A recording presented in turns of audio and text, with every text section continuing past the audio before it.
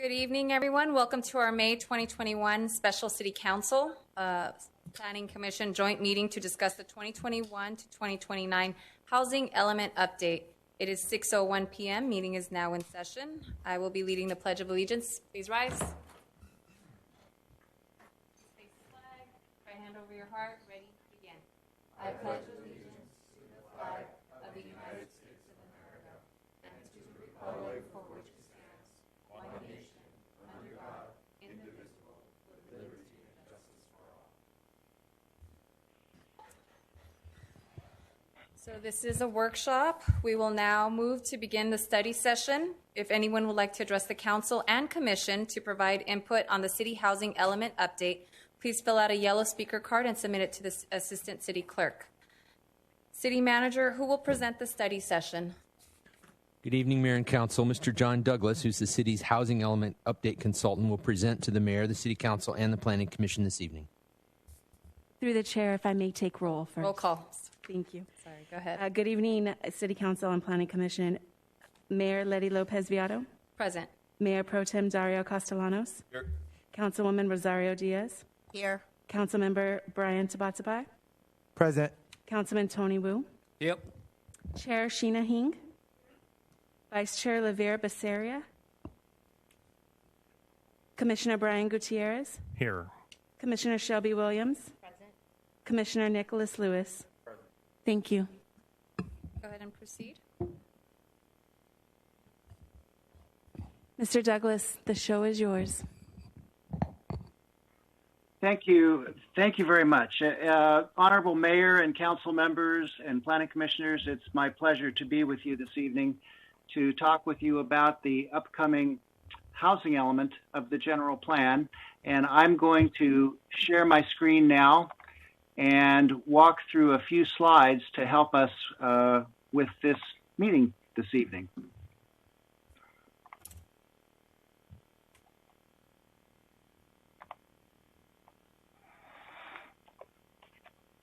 All right. As you know, the topic of this meeting tonight is updating the housing element of the city's general plan. And you know that the general plan covers a number of elements. And in West Covina, as was adopted in your new general plan just a few years ago, the housing element lives within what's known as our well-planned community. That's the element of the general plan that addresses the topic of housing. Now, the housing element has been a required part of the general plan for a very long time, and what is different about the housing element compared to most other elements of the general plan is the extensive legal requirements that have been established in state law.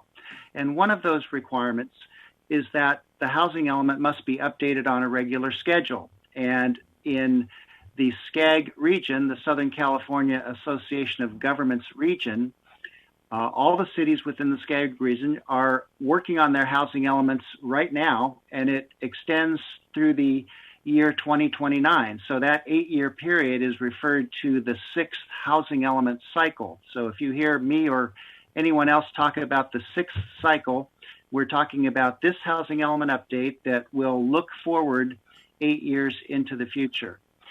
One of the other unusual things about the housing element and the update process is that there is an extensive amount of state oversight into local government's update of the housing element. And there is a phrase that you may hear from time to time, and that is certification. The state legislature has delegated authority to the California Department of Housing and Community Development, or HCD, the authority to review cities' housing elements and issue opinions as to whether they comply with state law or not.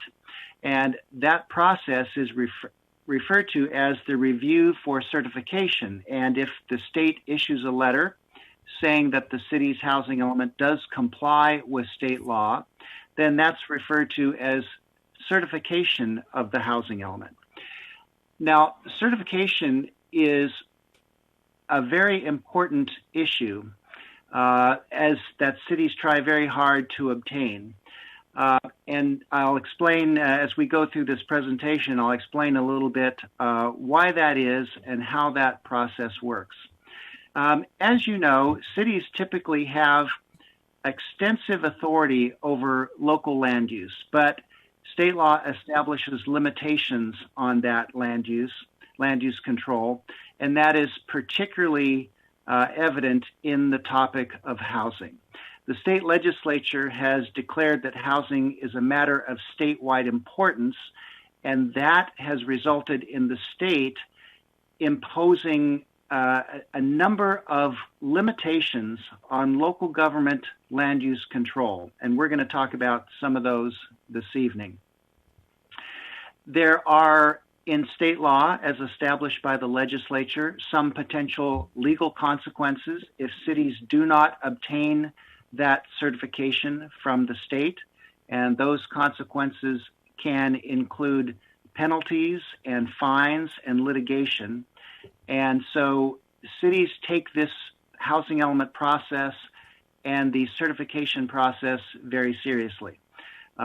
Having a certified housing element also has benefits in that it makes cities eligible for more grant funds than they might otherwise be eligible for if they do not have a certified housing element. But probably the most important issue with regard to state certification has to do with establishing the legal validity of the city's general plan and the housing element. Now, I want to turn our attention to the topics that are addressed in the housing element. And in my mind, there are four main topics that we look at when we're updating the housing element. The first has to do with how cities use their regulatory and administrative powers in order to maintain and improve the existing housing stock. Now, West Covina is a mature city, and most of the housing stock is many years old, and a lot of those homes are in need of ongoing maintenance and repair. And so the housing element looks at the conditions of the housing stock and how cities can encourage the maintenance and improvement of that existing housing stock. Now, at the same time, California is growing, and Southern California has needs for additional housing to accommodate the new residents that are expected to live in Southern California over the next 8 years. And so one of the main requirements of the housing element is to look out to the projected housing needs over the next 8 years and identify how the city is going to help to accommodate those needs. And we'll talk a little bit more about that with regard to the RHNA, or the Regional Housing Needs Assessment, in just a moment. The third major issue that we look at in the housing element has to do with constraints to the production of housing for a variety of types of households and a variety of income levels. And this will be a separate chapter in the housing element that studies governmental constraints, that is, things that the city has control over and other government agencies have control over. An example of potential constraints are things like zoning regulations and allowable height limits and parking requirements and things of that sort. And those regulations, while they're intended to protect the character of the community, the state law also requires us to examine those with an eye towards whether they could pose an unreasonable constraint to the production or the cost of housing of all types. And the fourth major issue has to do with fair housing, and there are some extensive new requirements that cities must address as part of their housing element related to fair housing. Now, before we go any further, I wanted to identify what we mean when we say affordable housing. And that term is used quite a bit in the press and in planning circles and in governmental circles. And so that term affordable housing is actually defined in state law. And this chart shows what is meant under state law when we use the term affordable housing. Now, there are 5 different income categories that are specified in state law, and you see those on the left column of this chart. And they are based on the median income for Los Angeles County. And so if we take, for example, if you hear the term a low-income family, what that means is a family whose income is in the range of about 50 to 80% of the county median. And there are some adjustments for housing costs that are made so that sometimes these percentages are not exactly translated into dollar figures.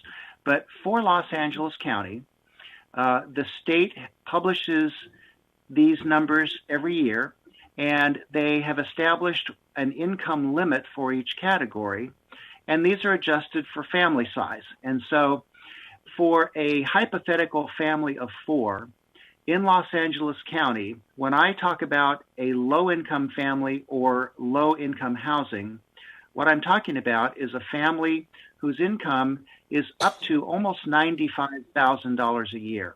So this is true of all jurisdictions in Los Angeles County. It's different for other counties depending on the median income of the county. But in Los Angeles County, when I use the phrase a low-income family or low-income housing, I'm talking about families with an income of up to about $95,000 a year, and housing that is affordable to those families. Now, that word affordable is also defined in state law, and what it means is the family's not required to pay more than 30% of its gross income for housing. And so if we look at that next column, affordable rent, these are what's considered to be affordable rental rates at the different income levels in Los Angeles County for a hypothetical 4-person family.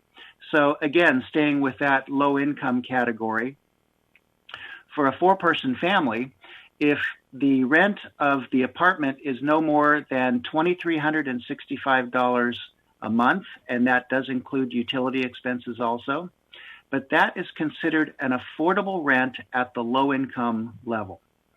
And you'll see that at the different income levels, those numbers are higher or lower, depending on the income category. Now, the far right column, an estimated affordable sales price for a condo, for example, is much more difficult to pin down, and that's because of all the variables that go into the purchase of a home. Things like the interest rate for a mortgage, the amount of the down payment, the property taxes, any homeowners dues or special assessments that may be included in the monthly payment. So I've estimated that at the moderate income level, which is up to 120% of the county median income, I estimate that an affordable sales price for a condo is somewhere in the ballpark of $425,000. That will change as interest rates change and as these income limits change from year to year, but that's a ballpark estimate based on current market conditions. Now, there are 2 primary requirements that have a lot of details associated with them in state housing law. The first has to do with the issue of housing for persons with special needs, and I'll talk about that in just a little more detail in a moment. And that has to do with ensuring that the city's regulations comply with state law with regard to fair housing and other requirements for persons with special needs. And when we talk about special needs, what that generally refers to is special needs of persons who may be living with a disability, or different family type arrangements, or people with very low incomes. And so all of those are considered to be special housing needs in state law. And there's a number of requirements that we must look at as part of the housing element update. The second major requirement has to do with demonstrating that the city's plans and regulations can accommodate the amount of new housing that has been assigned to the city through the regional housing needs assessment process. And I'll come back to that in just a moment. But first, let me elaborate just a bit on what we mean by persons with special needs. There are several categories of special needs that are called out in state law that we're required to analyze as part of the housing element update. And you see those various categories here on the screen. Now, not all of these categories are particularly relevant for every city. And at the bottom of this chart, you see the category of farm workers. Well, in some parts of California, farm worker housing need is very relevant. Parts of the Inland Empire, parts of Ventura County, but in the urbanized area and the San Gabriel Valley, we're not seeing much of a need for farm worker housing because there is not a lot of large-scale agriculture anymore in this area. But we are required to address all of these topics nonetheless in the housing element. There are a number of different types of housing, physical types of housing, that can address the needs of these different types of persons and households. One of the most important, I think, is the issue of affordable workforce housing. That is, housing that can be afforded by the folks who work in our local businesses. And many of those jobs pay low rates, and so what is affordable for the lower end of the wage scale is of particular importance as we update our local housing element. There are a few other types of housing that are particularly aimed at people with extremely low incomes or who may be living with disabilities. Transitional housing and emergency shelters are both intended to address the needs of folks who may be on the verge of homelessness or may in fact be homeless and may be living in a vehicle or even on the streets. And so state law requires us to look at the needs of those folks and try to use the city's administrative and regulatory powers to try to serve those needs to the extent that it's feasible. There's other types of housing that are particularly addressed to folks who are living with disabilities, and that includes residential care facilities that have care, medical or non-medical care as part of the housing facility. One of the types of housing that's gotten a lot of attention in the last couple of years is accessory dwelling units. And I think just not long ago, your Planning Commission and Council considered an update to local regulations of accessory dwelling units. And so that is one of the various types of housing that we will be looking at as part of the housing element update. So all of those different types of housing and the various categories of households and income levels and so forth that I just spoke about, all of those fall under the heading of special needs that must be studied in the housing element. Okay, so now I'd like to talk for a few moments about the Regional Housing Needs Assessment, and this has been quite a hot topic, as most of you know, over the last year or two.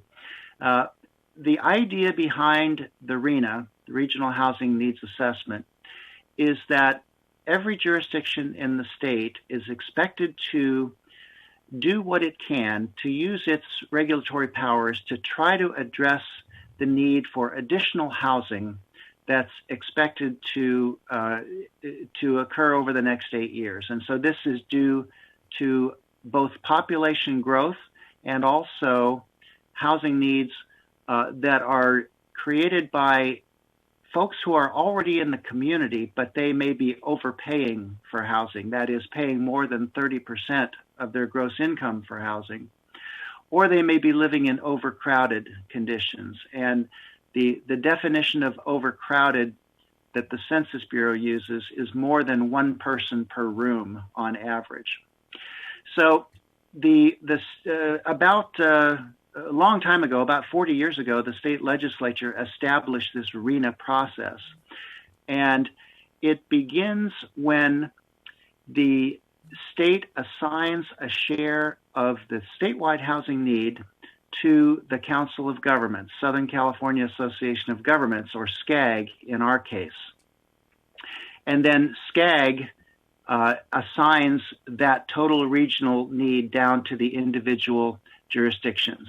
What is important about the RHNA is that once a city has been assigned a share of the RHNA, then as part of the housing element process, we have to analyze the city's capacity for additional housing. And that's based on looking at the general plan land use designations as well as zoning regulations. And we analyze what the potential is for additional housing based on the general plan and the zoning. And that's done through a series of detailed tables at the parcel specific level.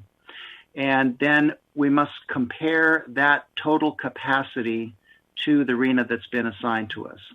And so that is the essence of the RHNA requirement. And I'll talk just a little bit about how that RHNA requirement applies in two different situations. The RHNA applies to planning, and that is forward-looking. And that is, as I mentioned, the city is assigned a share of the statewide housing need through this RHNA process. And the city has to demonstrate that its plans and zoning regulations could accommodate that amount of new housing going forward over the next 8 years. This is not a mandate for the city to go out and build housing or to spend city funds to assist housing. It's a planning requirement, but it's a very important planning requirement because receiving certification, state certification of the housing element, is contingent upon the city demonstrating that it does have adequate sites that could accommodate the amount of housing that's been assigned to the city through the RHNA process. Now, I want to emphasize that there are a variety of reasons why cities may not achieve their RHNA numbers, and not the least of which the fact that the city does not build housing. We are dependent on the private sector and the desires of property owners and developers and financial conditions and a host of other issues that determine whether or not housing is built. But the state law that relates to cities' housing elements focuses on whether the city has adopted plans and zoning regulations that would enable the amount of housing that's been assigned through the RHNA to actually be built. In other words, not artificially limiting the amount of housing that could be built. So that's what I refer to as the planning requirement that goes with the RHNA allocation. The other use of the RHNA numbers has to do with sort of a yardstick of production. And so looking in the rearview mirror, what actually has been accomplished in the past, oftentimes we will see in the newspaper, we will see a report card, for example, how cities are doing compared to their RHNA allocations. So in fact, just recently, I think we've seen some articles in the newspaper, and reporters like to give cities letter grades on how they're doing, an A, a B, a C, and so forth, on actual housing production compared to the RHNA numbers. What's important for your city council and your planning commission to keep in mind is that there is no state requirement for cities to achieve those RHNA numbers. And the main reason why there's no requirement is that cities don't have full control over housing production for the reasons I just mentioned. But there are some requirements that come into play if cities fall behind on those RHNA goals. They are not penalties. They are not litigation. They are requirements that cities, in some circumstances, would be required to streamline or fast track the review process of housing developments. But it's not in every case, and there are a list of state requirements that projects must satisfy in order to be eligible for that type of streamlined permit processing. A couple of those requirements, most notably, are that the development has to include a percentage of low-income units that are affordable at the low income level, and also that the labor force for the project pay prevailing wage or union wage for that project. So just want to emphasize the difference, the two different purposes that the RENA numbers are used for. By far the more important as we go through this housing element process is the planning requirement, where we have to demonstrate that there is adequate capacity based on the city's plans and zoning regulations. So the actual numbers, and I know that many of you have seen these numbers and they've been discussed in the press and in planning meetings and at SCAG and so forth over the last year or so. The SCAG region was assigned a total new housing need of more than 1.3 million housing units for the next 8 years. And Los Angeles County's share of that was about 812,000 units. Now, the SCAG region is comprised of 6 different counties. In addition to Los Angeles County, it includes Orange County, Riverside, San Bernardino, Ventura, and Imperial counties. But you can see Los Angeles County is more than half of the region's total RENA. And then West Covina's share that's been assigned by SCAG is over 5,300 housing units for the next 8 years. And this is the planning requirement that the city has to demonstrate capacity for. One of the things that's been discussed quite a bit over the last year or two is how much larger the RENA is this time than it was in the last planning cycle. So what we refer to as the 5th planning cycle began in 2013 and it ends this year.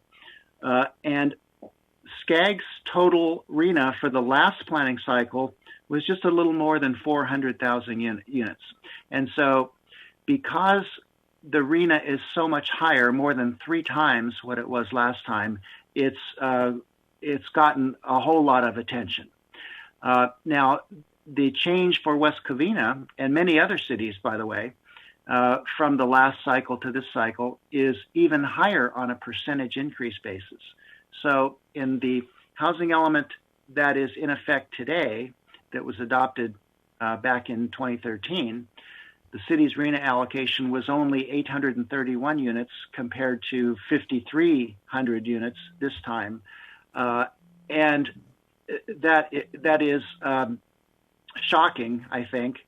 I guess the thing we could say is that West Covina is in good company because many other cities around Southern California are seeing similar increases compared to the last cycle. Now, the RENA numbers are also broken down into the different income categories that I talked about a few moments ago. And you'll see in this chart the distribution of those 5,300 and some units assigned into the different income categories. The reason that these income categories are significant for planning purposes is that state law identifies a density, a residential density that is considered to be suitable for housing at the very low and the low income level. And for larger cities in Southern California, that's 30 units per acre. Now, 30 units per acre is typically a 3-story type apartment or condo project, maybe some 4-story components, maybe some 2-story components, but maybe an average of about 3 stories would typically yield around 30 units per acre. So it's important to keep in mind when we look at these RENA numbers that at the very low and the low income level, the city has to accommodate those numbers with higher density housing. So the key points to keep in mind, just to summarize the RENA requirements, the RENA is primarily a planning target and it's not a mandate or a quota for the issuance of building permits. And that's because cities don't have full control over how much housing gets built. They play an important role, but they don't have full control. What is the main requirement that's contained in state housing law is that cities have to prepare an inventory of sites at the parcel level And they have to demonstrate through that inventory that they could accommodate the amount of housing that's been assigned through the RENA process, and that's based on an analysis of the city's planning and zoning regulations. So, for example, we would look at a list of parcels and what density is allowed or what type of housing is allowed on those different parcels. And we would estimate the capacity of all of the parcels in the city where housing is permitted. Now, the two lower income categories, the very low and the low, can be accommodated in a variety of ways. As I mentioned, there is a density established in state law of 30 units per acre that is deemed to be suitable for lower income housing. So if the city has land that is zoned to allow multifamily or condominium type development, and it allows a density of at least 30 units per acre, then those areas are deemed to be appropriate for affordable housing at the lower income levels. It's important to keep in mind that just because a property is zoned to allow housing at higher density does not mean that that property has to be developed for affordable housing, or that lower income housing is the only thing that's permitted on that site. It's a planning requirement that would enable affordable housing to be built if all the requirements in order to achieve affordable housing, primarily public subsidy money, is available. Now, as you know, the city, as part of the new general plan, adopted what's referred to as form-based regulations. And the downtown plan includes these form-based type regulations that are a little bit of a variation over from the conventional type of development regulations. But if it can be shown that those form-based zoning districts could enable housing to be built at a density of at least 30 units per acre, then those sites would qualify to satisfy the RENA, assigned RENA numbers at the very low and low income level. Now, also, just recently, because of the increase that we're seeing in the production of accessory dwelling units, last year SCAG did a study of ADU production over the last couple of years, and they concluded that the majority of new ADUs that have been built in recent years are actually affordable and meet the standards of affordable housing. And when you think that ADUs are typically much smaller than apartments or condos, and when you consider that ADUs might be occupied by maybe a family caregiver or an elderly relative, and maybe there's very low rent being charged, or in some cases maybe even no rent being charged for those, then they do qualify as affordable at the lower moderate income level. So ADUs can be an important way that cities can demonstrate that they have capacity to accommodate their RENA numbers. What is where the rubber meets the road, so to speak, is that if a city goes through this analysis and they look at their potential capacity for new housing based on their plans and zoning, and the result is that there is not sufficient capacity that could accommodate those RENA numbers, then state law requires the city to take proactive steps to increase capacity so as to fully accommodate the RENA allocation. And the way that is typically done is through amendments to the general plan and zoning regulations. For example, a city might amend the zoning to allow a higher density than what is currently allowed if it's a residential district, or they could amend the zoning regulations to allow housing in districts where housing is not currently allowed. In many cases, commercial districts or light industrial districts don't allow housing, but there can be amendments to zoning to allow housing in those areas, and that would generate increased capacity for future housing.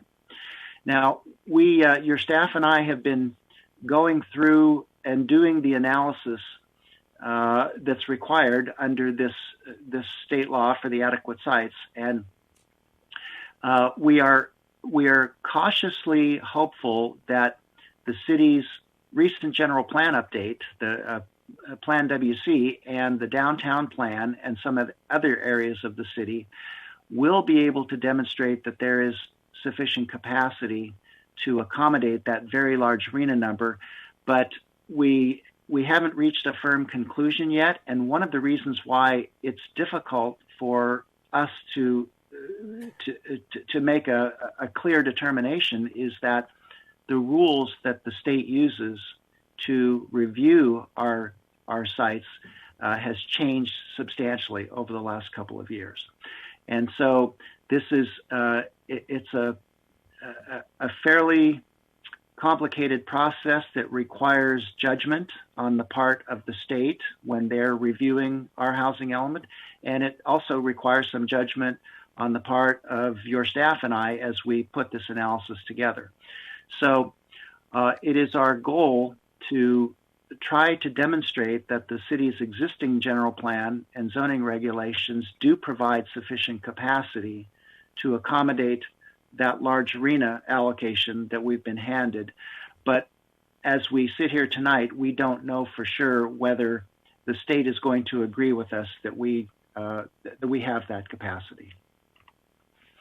So to wrap up my presentation and get on to the discussion tonight, just looking at the milestone schedule here and the next steps, over the last few months, your staff and I have been doing the analysis that's necessary for the housing element. We've also your staff has created a very nice website, and I'll show you the link to that on the next slide in just a second. But for anyone who's interested in following along with the city's housing element update, there is a housing element website that your staff has created, and it includes a lot of information about the housing element. There is a frequently asked questions that posted there. There is a survey that any interested folks in town are encouraged to take and give us their opinions, and that would be an online survey. Tonight, we're conducting the first official public meeting, a study session on the housing element. And then over the next few months, we'll be finalizing the preparation of a draft housing element, and that'll be made available for public review and also brought back to the Planning Commission and your City Council for review. After that draft housing element has been reviewed by the city, then it must be submitted to the state HCD for review, and they will give us their comments, and if they have any suggestions or concerns, they will give those to us in letter form. And then over the next couple of months after that, aiming towards final adoption of the housing element in the fall, we'll be conducting additional public outreach, public hearings by your Planning Commission and your City Council, and that will culminate in final adoption of the housing element update by your City Council in the fall. So that concludes my presentation. I would just like to show you the link that anyone who's interested can go to the city's housing element website and and take advantage of all the resources and information that are published on that website. So that concludes my presentation tonight, and I would be happy to answer any questions that you might have. Thank you. I will now open up to public comments. Are there any? After public comments, and then I'll close it. Mayor, I have no speaker cards. The speaker? Okay. Well, then I'll close public comments and open City Council and Planning Commission discussion. Any questions? Thank you, Mayor. Is the speaker still here? Still here. Okay. Hello. Okay. My name is Tony Wu. I'm a city councilman. I represent city join the San Gabriel Valley COG, okay, and then they have me to represent, okay, a COG to go to SCAG, okay, regarding the CEHD committee that's regarding housing. And we have been discussed this for 2 years regarding the RENA requirement, and we try to counter the state back regarding this requirement because it's almost impossible for West Covina to build 5,346 units in 8 years. Okay, and we don't have that kind of land. But I understand you're talking about, okay, we want to change some zoning. But if you see West Covina is basically 10 freeway is commercial, Azusa, and the rest, okay, we have a little bit on the top is M zoning, but the rest is all single-family house. So we are predominant single-family house. So how can we accommodate the state requirement? How we change zoning? That almost, what I think is very difficult, because now you want to go to single-family zoning and we don't have those lot. So how we, as your recommendation, how you have our planning committee, okay, to look into how we change zoning. So what kind of recommendation that we have to change? We know we have a mandate, okay, okay, from the state to do the ADU, almost no restriction. But now they want us to build there's so many housing. So what kind of zoning change requirement based on what you say? We not necessarily build 5,346 units in 8 years, but we need to show them we are willing to accommodate by planning, okay, general plan, okay, some of the update to make developer easier to come to our city to build. Okay, so can you share some light with us how we change, okay, and how we adopt to accommodate the requirement from the state? Would you please answer? Yes, thank you. First of all, it has not been determined yet whether any zoning changes are going to be necessary as part of this process. That remains to be seen, and a lot of it hinges on how the state will interpret some of the new laws that have been adopted in the last couple of years. So what we will be doing is preparing what's referred to as an inventory of sites at the parcel-specific level where additional housing would be allowed under the city's current regulations with no changes, with no zoning changes. And we believe that the largest single area with capacity for additional housing is in the downtown. And in fact, the new general plan that was adopted just a few years ago does identify that the downtown is the portion of the city where change is anticipated while preserving the stable neighborhoods of the city. So I want to emphasize that we are not certain as to the ultimate need for rezoning. We are hopeful that we will be able to show enough capacity and that the state will agree with us that West Covina does have enough capacity based on zoning that could accommodate that large RHNA number. Okay, follow up. Okay, regarding the downtown plan. Okay, we agree with West Covina Plaza. Okay, I think everybody know we try to encourage the previous owner, okay, the Starwood, to develop, and they propose building potentially 1,200 units in the back on the West Covina Parkway. Okay, and that possible fit into the state guideline. We want to in the downtown to create some kind of housing and including affordable housing for the requirement. But the problem is Starwood is begun. So the new developer, okay, and the Pacific retail group, investment group, not necessarily into this kind of development. So right now we are in the limbo, don't know. Okay, so in that way, it will be very difficult to achieve what the state requirement about the housing need in West Covina. So, but at least we're showing them we are willing to accommodate at our downtown with a potential project that we, okay, try to accommodate with the developer, the previous developer of Starwood. Will that become as one of our willingness to work with state? The city's track record in seeing housing approved and built is definitely one of the important considerations as we go through this process, because if the city can show that housing developments have been approved and built in recent years, then that provides evidence that demonstrates to the state that the city's planning and zoning regulations are appropriate and are encouraging the production of housing.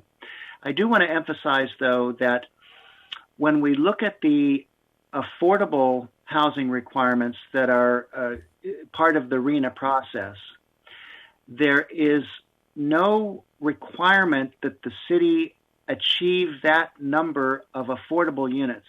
And the main reason is that it is very expensive to produce affordable housing. Estimates range anywhere from $200,000 and up of subsidy in order to make a housing unit affordable. And so if you look at the low and particularly the very low and the low income numbers in those RENA allocations, the amount of money of public subsidy that would be required in order to actually produce that amount of affordable housing is far, far more than the money that is available. And so it's almost, it's not almost, it is, the RENA numbers are, fair to say, not achievable. And I think there is oftentimes some unfamiliarity with what the law requires when people talk about the RENA. The RENA is a planning target. It's a planning exercise. It is not a mandate that cities achieve those numbers. Cities are expected to try and to use whatever powers they have, their regulatory powers, their administrative powers, in some cases financial resources. Much of those financial resources come from grant monies. For example, CDBG grant funds that can be steered towards improving neighborhoods and assisting housing. But the RENA is a goal that cities use to plan for. It's not something that cities are going to be punished over if they don't achieve those numbers, simply because it's not financially feasible for most cities to actually achieve those numbers because there is not enough money available to provide the subsidies. And I want to add on, regarding how to build affordable housing. Right now, currently, during current construction costs, almost impossible without any assistance. Right now, everything, the construction materials went up about 3 times. I just found out today. Yeah.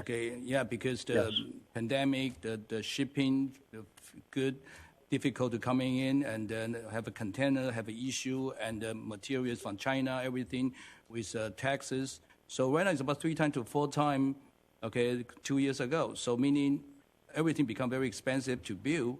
So with that, you want to do affordable housing, the builder possible will shy away to do something like that. So we need to find some kind of encouragement, for them to build some affordable housing in all the city, including West Covina too. And then, second thing, I think we're talking about, and the requirement, and even I joined the meeting with the SCAG, and they're talking about mandatory in the future state will kind of force us to allow, in the single-family house for builder to build multiple units, but it's becoming very scary for a lot of residents. Is that become a potentially issue to go to the city for that kind of requirement from state?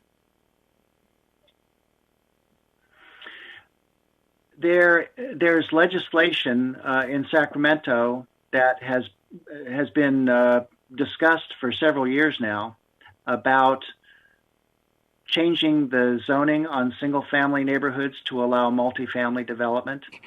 I think so it's difficult to predict what the state legislature is going to do on that topic, but it is what has already been approved, as you well know, the accessory dwelling unit law. Cities are required to allow 2 accessory dwelling units on a single-family property. One that is what's called a regular ADU, and then a junior ADU, which is created within the walls of an existing home. So if you look at it that way, single-family zoning in California already allows 3 housing units on a single-family lot. Yes, okay, 1 to 4 unit. Okay, if you have a R1, R2, R3, and R4. R4 you can build multiple apartment, and R2 you can have 2 unit. Okay, R3 is 3 unit. Basically, you can build up to the 4 units as a single-family house, 1 to 4. Yes, that's have been allowed for a long, long time. But when we're talking about multiple unit, meaning they are building 2-story condo, that is what the issue I think most homeowners worry about. Mm-hmm. Okay, I yield my Yes, time. and that's Go ahead. If you can answer, go ahead. I was just going to reiterate that there are bills in Sacramento that are being debated by the legislature on that very topic, and so we don't know for sure what will happen with legislation later this year or in coming years on that topic. Yes. Okay, thank you so much. Before I know we have public comments, but I have a quick question. Can you show us the formula used to create these number of additional housing that is required? Because obviously there's a 6 times increase of houses that are needed from the last cycle. And I know on the report it says, they don't take consideration of the commercial areas, but what about the park land space? Well, first, with regard to the formula, SCAG has, I don't have it that I can put up on the screen tonight, but we can make available to you SCAG's report, their final RENA plan report that describes the formulas and methods that they use to come up with those numbers. Then I think that the second issue you were raising is, if I could paraphrase, with additional housing and additional residents comes the need for additional parks and a variety of other public services, right? Yes. Yes. And so that is a good question, and a question that's been asked throughout this RENA process at SCAG and elsewhere. And I'm afraid I don't have a simple answer to it. It is one of the many problems that have been mentioned that come along with this RENA process, a variety of public needs and public services, parks and schools and water supply and wastewater treatment and a variety of things. And so I think the important thing to keep in mind is that the RENA numbers are not necessarily going to generate additional housing.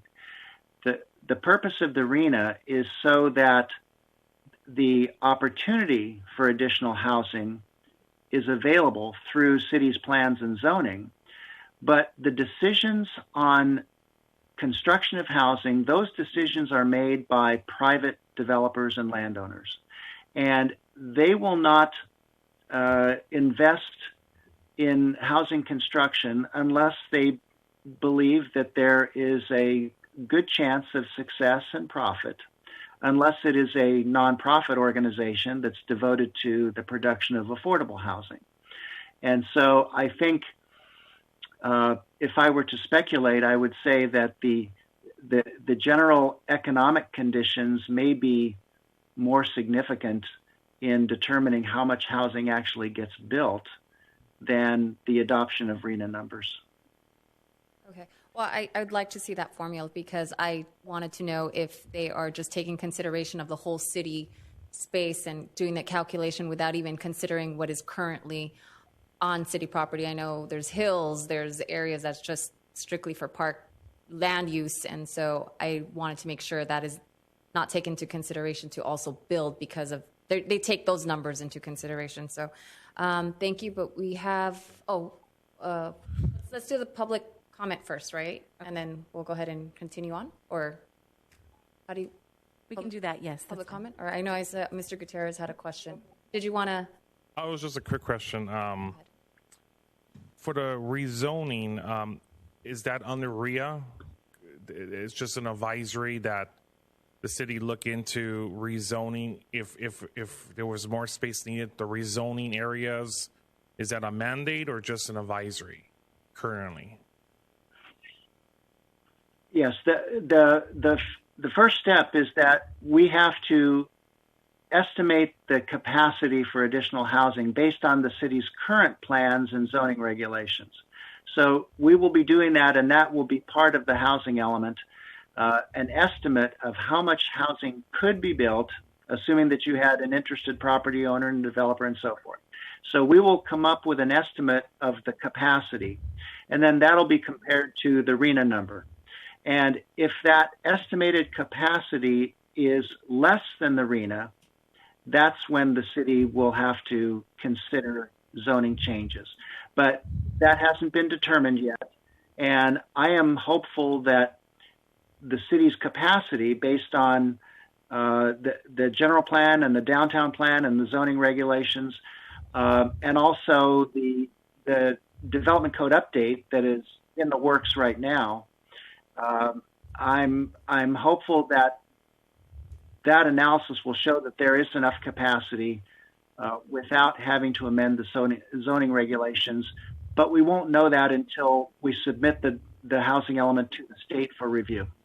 Great. And my final question will be, is there any current bills pending in the California State Legislature that the city should be advising on or giving input on that you're aware of, that somehow, if one of those bills are going to penalize a city, or anything that you believe that we as a city should be lobbying to be a voice in part of that process?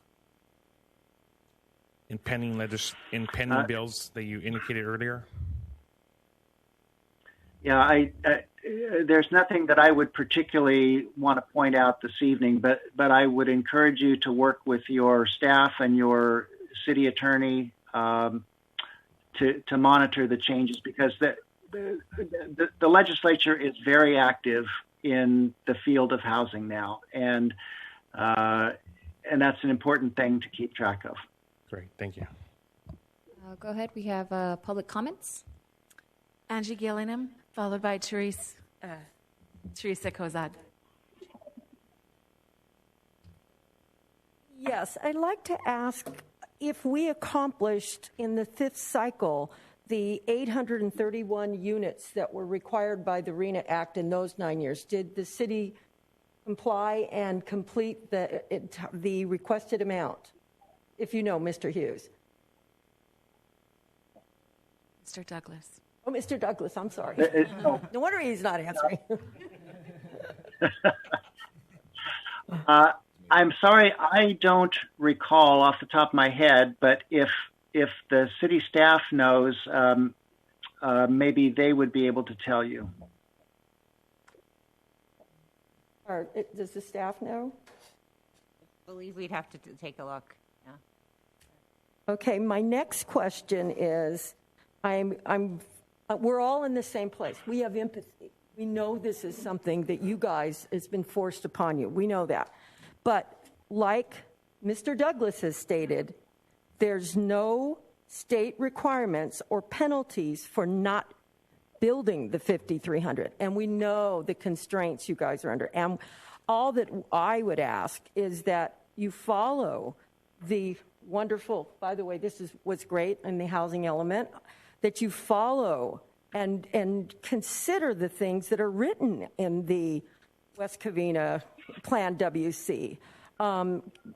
Be sympathetic to the noise, the safety, the public health, and the land use. And that's really all we would ask as the residents, because we understand you're under constraints too. But we ask that you look at the residents, specifically most recently in the development at Pioneer. I'm going to bring it up. That was a zoning change. The residents are still very unhappy about that. And, you know, I guess the developer could sit over there and say it could be worse. Of course it could be worse, but it could also be a little bit easier. The cities of Montebello, the cities of Whittier, they're all being a little bit more hearing to the public and being empathetic and hearing both sides. So that's all the residents are asking of you guys. When you make a decision, that you be considerate of not just the developer, take into consideration the RENA numbers, but also listen to the residents of the established, long-established neighbors, because, you know, that has to be. These 2 and 3 stories do not fit everywhere. We understand, we're all in agreement, downtown area is the place to do it in. But when it comes to coming into well-established neighborhoods, it just doesn't work. So that's all the residents are wanting to appeal to you, and thank you for your time. Thank you.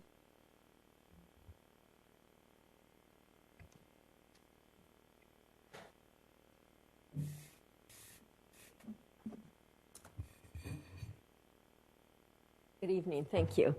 My question is pretty similar to that, but I would like to know, the city is going to take a lot of time to develop a housing element, which they had before, but they didn't follow that housing element before. How strictly do you have to follow that housing element when you are looking at rezoning and what you're going to build? Because, again, with the Pioneer Project, everything that's in that housing element for an established neighborhood was violated.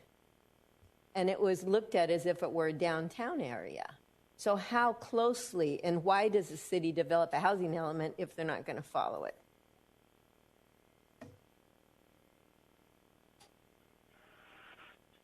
If that question is addressed to me, I'm not familiar with the details of the project that you're talking about. But how closely does the city have to follow a housing element, or is it just kind of a guideline for them? I mean, why do they do it if they're not going to use it? Well, the housing element, along with other parts of the general plan, are the city's official policy. And so the city must follow its policy, but there are some types of policies that are subject to some interpretation, and there's other types of policies and programs that are quite specific. For example, and to the point that we're talking about tonight with the housing element, if a city, West Covina or any other city, prepares the housing element and it concludes that there is not enough land with the right zoning to be able to accommodate the RENA, then in order to obtain the state's approval, the city would have to follow through on rezoning land. And if a city did not follow that program that was set forth in state law, then they would be subject to fines, penalties, a variety of things. So there are definitely some components of housing elements that are quite specific and have potentially very serious consequences for not following. Okay. All right, thank you. That's all the speaker cards I have, Mayor.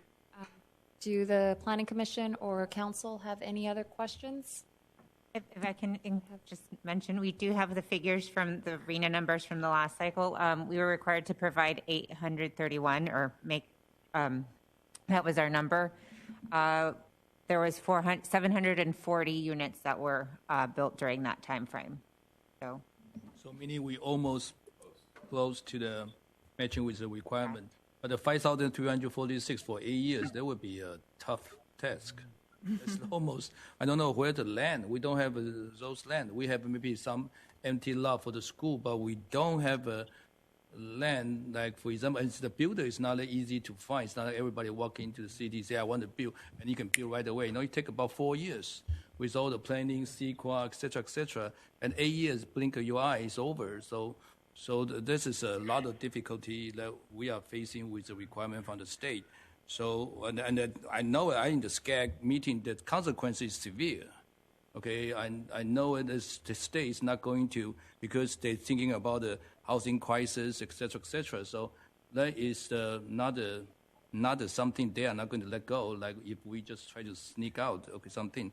So, so I don't know what kind of requirement, okay, that you guys are doing this, okay, amendment. Okay, we do this meeting to understand, okay, how maybe, okay, we follow some of the suggestion from our consultant, okay, and how the planning committee over here to see how we can deal with, and the resident input, see we can work together, okay, to hopefully and to satisfy this so-called housing crisis, housing crunch, and with a requirement by the state imposed to us, okay, and the change is very difficult, but I don't know where we find empty lot. Even the downtown, I don't see too many empty lot. You can build houses unless you go vertical, you go to high rise. I don't think residents want a high rise, okay, in our downtown either. So this is a lot of things I think we have to discuss and look into it. So so I don't know how you guys are going to work on this and how long we can get this thing done. Can you answer the question? How soon we are going to get this thing? What is the timeline? We have to prove that we do this amendment or do this something, okay, change. Mr. Douglas? Yes, go ahead. The due date that has been established in state law for the SCAG region is October of this year. So that this is a fast-moving process. October 1st or October 31st.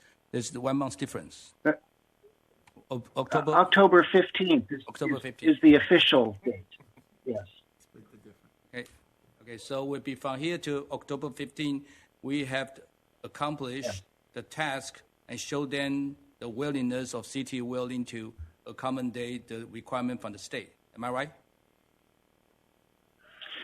Yes, but let me just add, if we go through this analysis and the final conclusion by the state is that the city does not have enough capacity and so zoning changes are necessary, if that's the final conclusion and that's what the state tells us, then the city has 3 years to do those zoning changes.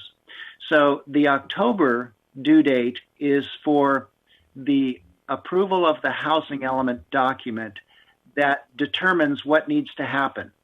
And if the determination is that some zone changes are needed to create more capacity, then that can happen over the next 3 years. I have a suggestion, but I know people will kill me for this. We have a land. We have a landfill. There's about 600 acres. So let the state clean up the landfill, and they can put all the housing they want.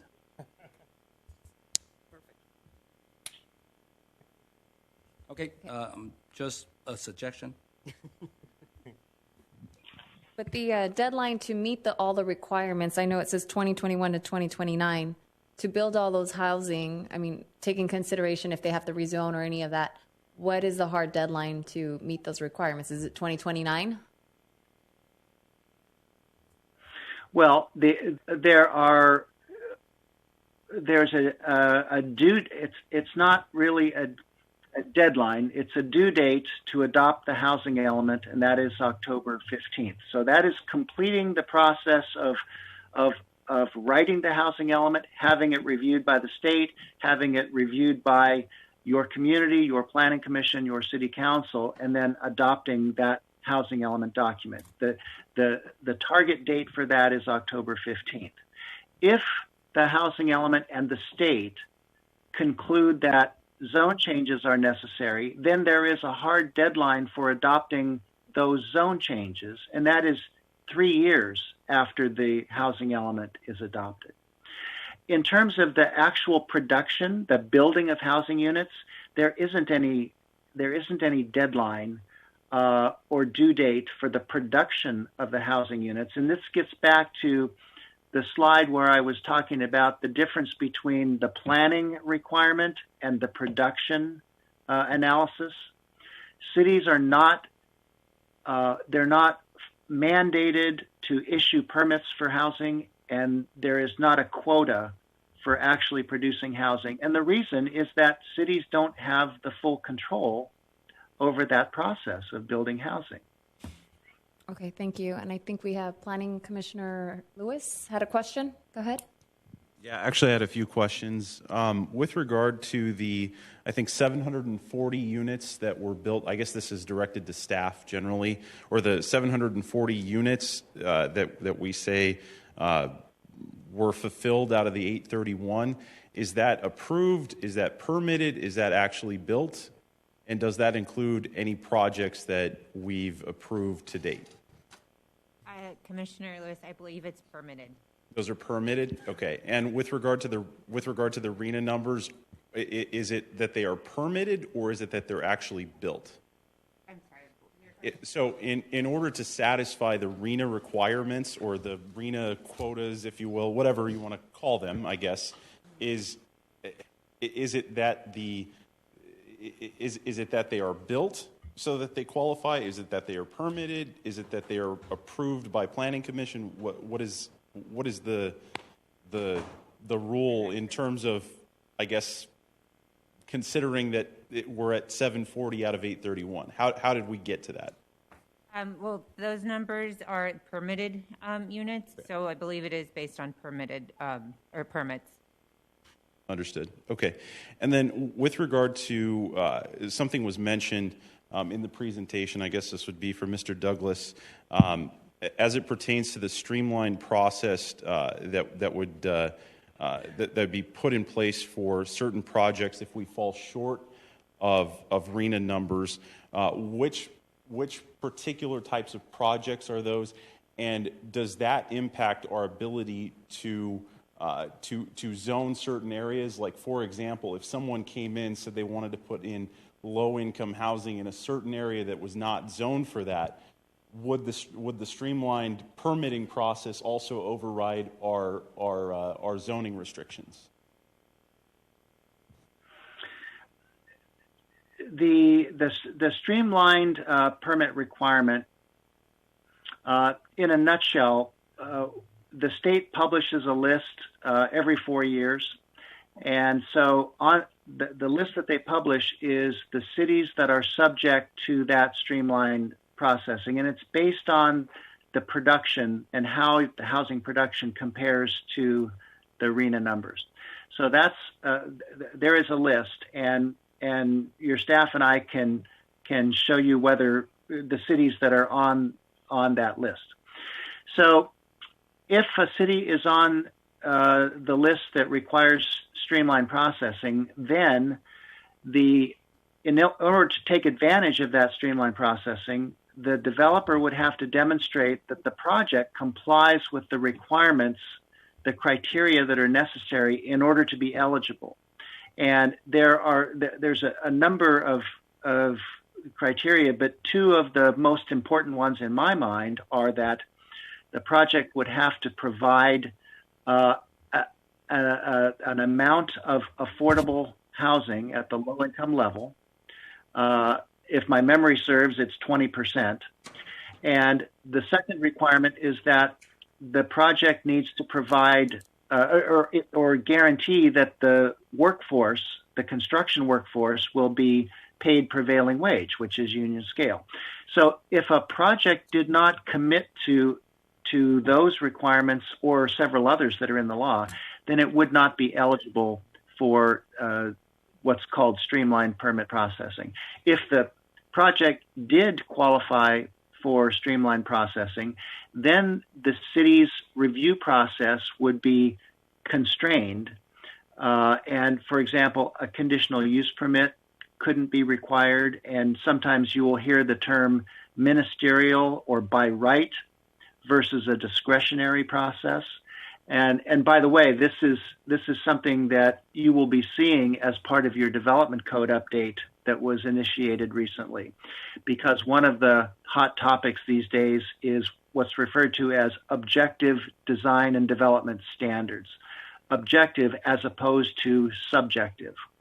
So it's a little bit of a moving target, but it's based on those criteria that are set in state law. Understood. And then with regard to rezoning requirements, let's say hypothetically we're 8 years out and we're in cycle 7 at that point in time, and for whatever reason we are looking at potentially being forced to rezone. What would be the let's say that we get approval currently, we're forced to rezone down the line. Let's say we have similar RENA numbers at that point in time. Would the state be looking at this from the perspective of, did we have any applicants, or would they be looking at whether the Planning Commission or the City Council was denying certain developments? How would that play a role in rezoning down the line? I can tell you what is typical and what has been the case in the past, but your question is also requiring me to look out 8 years into the future and try to predict what the state may be doing 8 years from now. In the past, the state has typically not required cities to adopt zoning amendments after the housing element has been updated. So city goes through the housing element update process. They identify whether any zone changes are needed in order to accommodate the RENA. And if the answer is no zone changes are required, then that decision stands for the next 8 years, typically.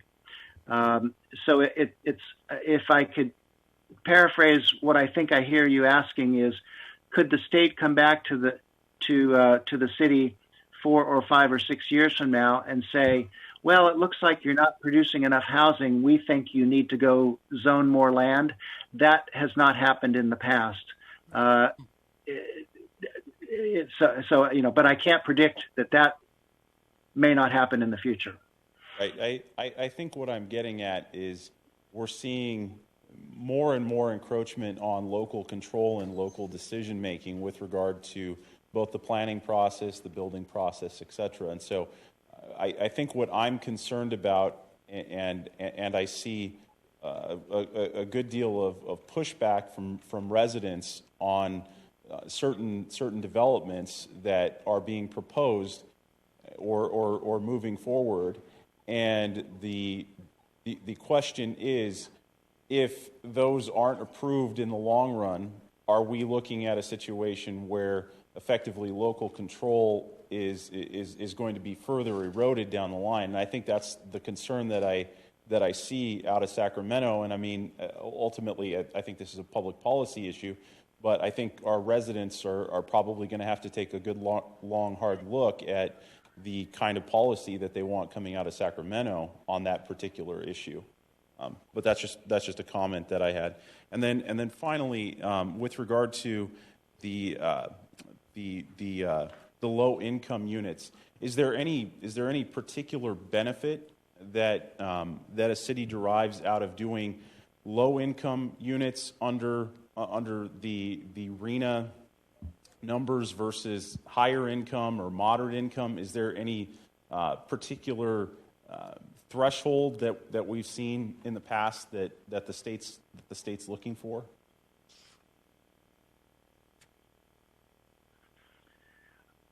Well, I think there's a couple of different ways of looking at that. One is that if housing is made available at prices or rents that are affordable at the lower end of the range, then that helps to serve the needs of the community and the workforce of local businesses and so forth.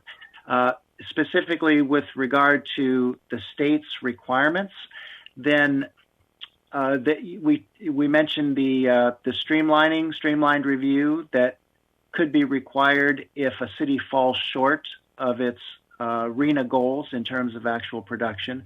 So if a city does manage to achieve the RENA numbers at the lower income levels, then that would typically make that streamlined review process less likely to happen within the city.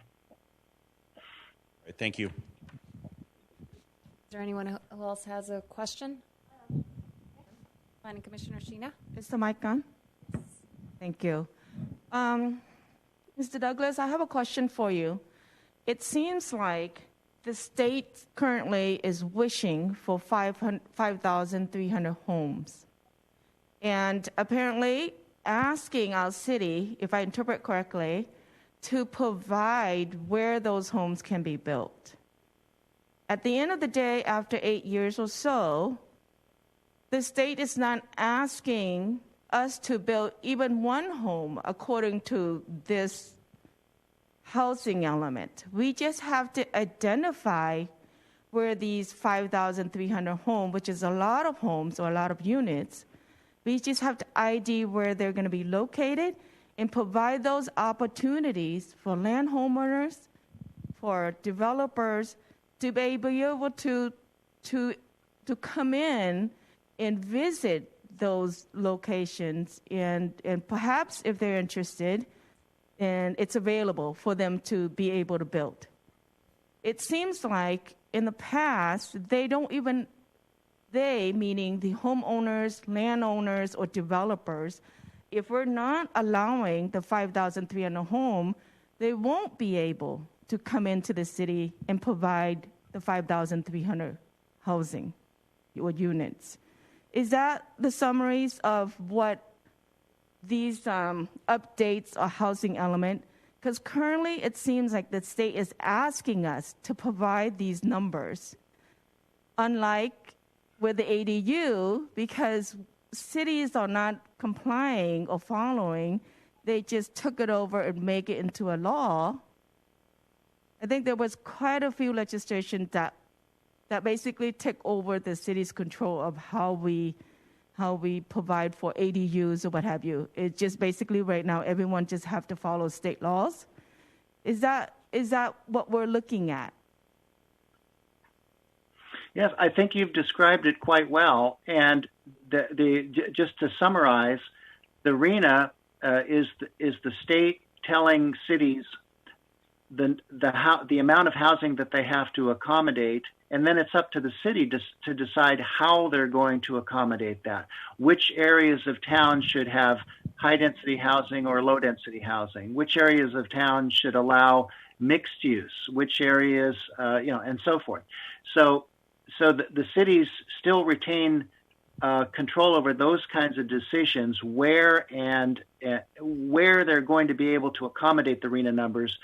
But the state says you must show that you can accommodate them, and then it's your job to figure out what's most appropriate for your city.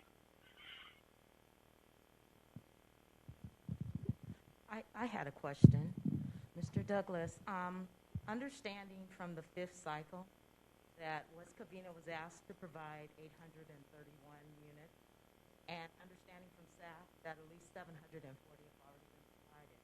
I did understand under the current housing element that they identified 7 sites, and they have multiple acres and so forth. Would you, part of your analysis, go back and look at, based on the 740 units that have been provided, and based on the current 7 sites that have been identified, would you go back and assess and see really where there's some opportunity, where we become closer to perhaps meeting the 5,400 units?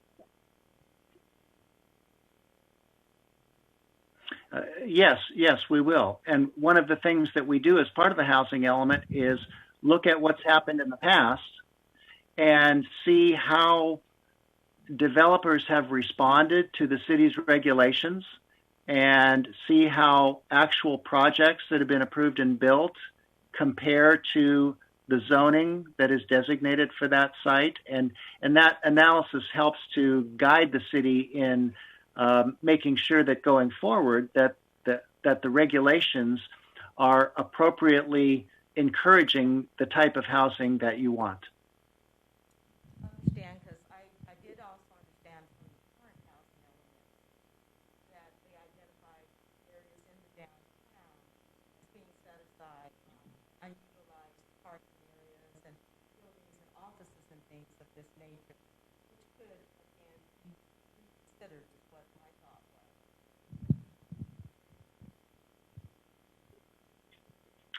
Yes.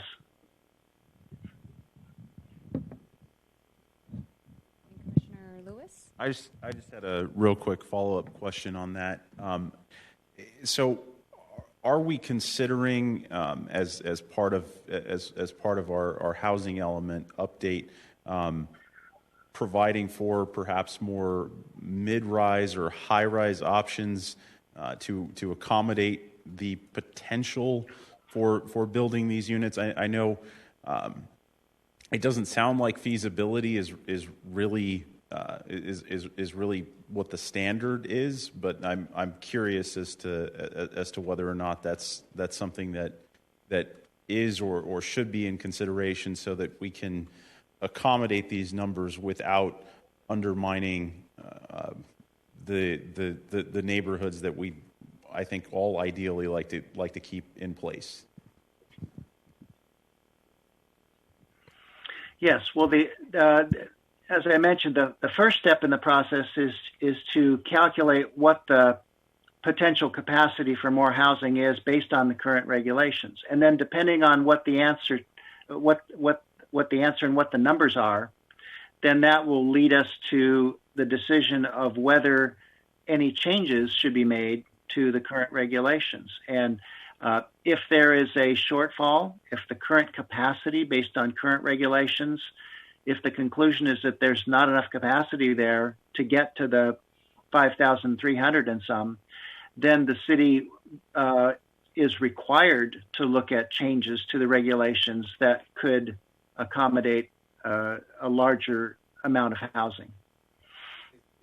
Is that so? When we're talking about a parcel by parcel determination, let's say that we do an ultra high density that allows for mid-rise or high-rise development at a certain parcel, notwithstanding potential feasibility considerations and the like. Would that be something that we could implement in our plan without that running afoul of the rules, or does there need to be a whole slew of potential areas that would potentially accommodate higher density, for example?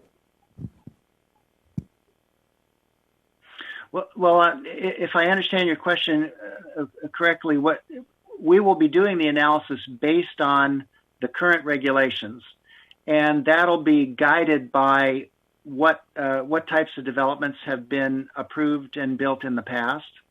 And that'll be one of the main factors that's taken into consideration. If you're, maybe I didn't understand. If you were asking whether the city could change the regulations in order to create more capacity or encourage additional housing, then yes, of course, the city can always entertain changes to the general plan and the zoning at any point, regardless of the housing element. But as I said, if the housing element shows that there's not enough capacity, then the city's required to do those kinds of changes.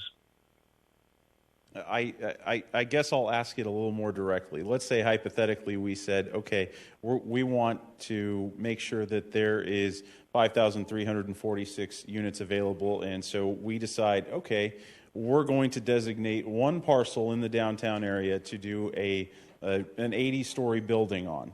Can we do that, and would that satisfy the RHNA requirements? Again, this is purely hypothetical. I'm not advocating for this. Yeah. In short, no. That is not an acceptable strategy as far as the state goes. the clarification there. So, but if we had, let's say, a whole area of downtown that would allow for that kind of development, would that be acceptable, or do you have to go out further than that? I think if I were to characterize how the state will review what we do in this is they sort of use a rule of reason. It's like they look at what we assume, and we do an analysis based on some assumptions of what kind of housing is going to be built, and then the state will review that, and they will tell us if they agree with our assumptions or not. And now there are height limits, there are density and floor area limits established in your codes, and so we would be limited to assuming projects that conform to those codes.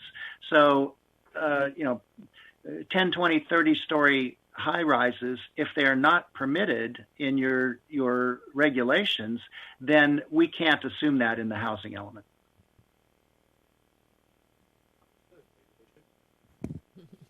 Okay, thank you. Councilman Tabatabai had a question. Yes, thank you, Madam Mayor.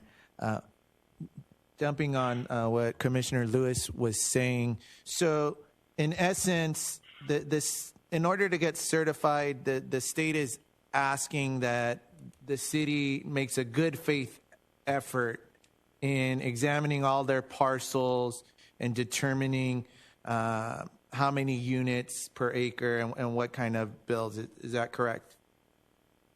Yes.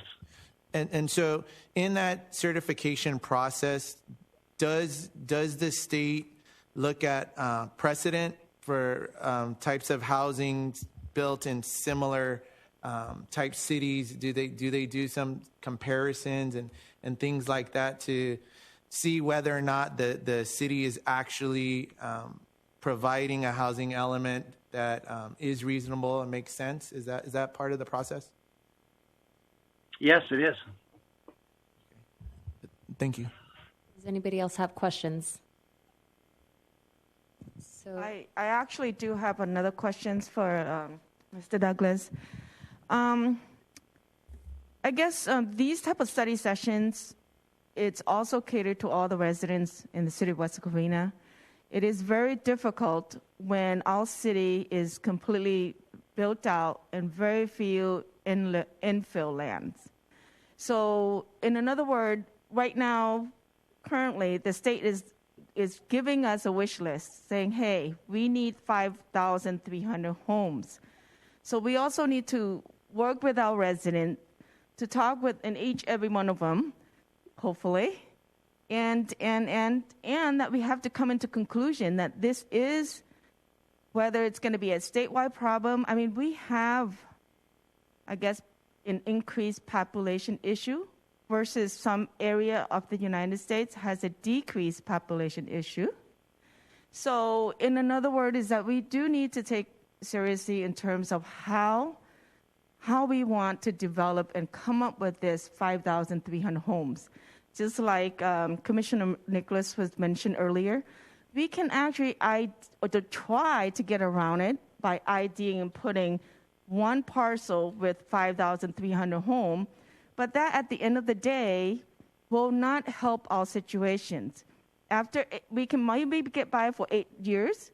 After that 8 years, if we're not going to be able to come up with 5,300 homes, not even built or tried or allowed, or I don't know what it is that we need to do, the state may very well take over, just like the ADU, which we do not have control over right now. It's almost like anyone throughout the whole California can actually build these little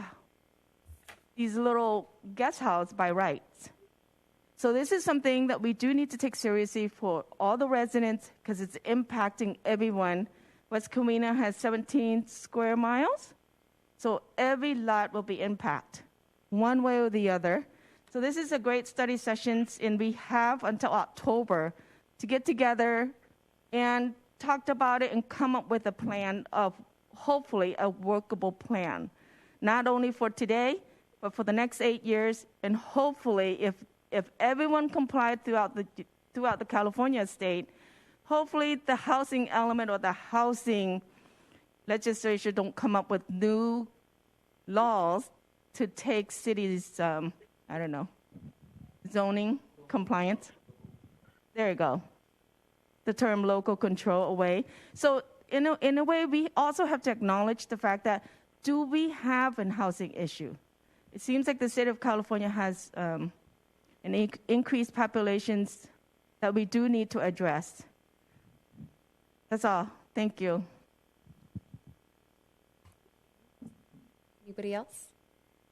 I have a question. Okay, go ahead, Commissioner. In our region, it's projected for over 1 million additional housing units. And we were given 5,346 to build. So since we're part of a whole region, if there are our sister cities, if they're available or able to accommodate a higher amount, could that be redistributed, or did that number just pop? You guys divided it up, and how did that work? Is that an option? The question of can it be redistributed in other words, could one city's shift a portion of it to another city? No, there is no option. The numbers are final now. Did you have additional questions? Maybe I can kind of, since I in the SCAG meeting, I can kind of answer that, because I know every city have their requirement. We are 5,346. I think Pasadena is about 8,000 some number, and Huntington Beach is about 12,000. 12,000. Okay, so every city is like impact by this requirement. A number is set. We try to argue, but they say no. This is your number. You have to try to accomplish. So this is the problem we are facing right now. I think this is how this study about how can we work together and try to find a way to accommodate what the state requirement. So all the city has all the big number. Anybody else? Seeing none, I guess that means we can adjourn this meeting, correct? All right. Well, meeting adjourned. Thank you so much, Planning sir, Commission for has your a lot of work to do, presentation. so thank you, Planning Commission, giving you ahead of time, so thank you. Meeting adjourned. Thank you, Mr. Douglas. Thank you. Have a good night.